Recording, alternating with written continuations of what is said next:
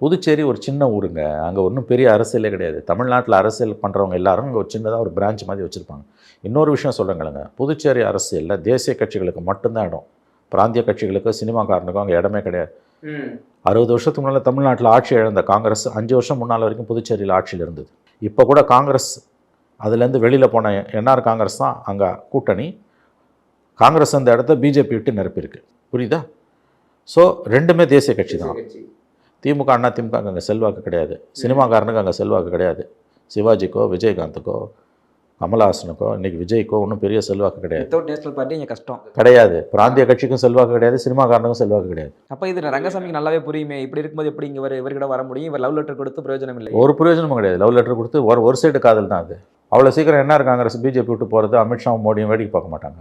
என்ன பிரச்சனையை பற்றி நேற்று பேசினார் அவர், சொல்லுங்கள். பேச்சில் இருக்க சாராம்சத்தை தாங்க நம்ம பேசணும். தனிநபர் தாக்குதல்களோ, நாளைக்கு யாரோட கூட்டணி போவாங்களோ அதை பற்றி கூட பேச வேணாம். அது எலெக்ஷன் இன்னும் 4 மாதம் இருக்குது.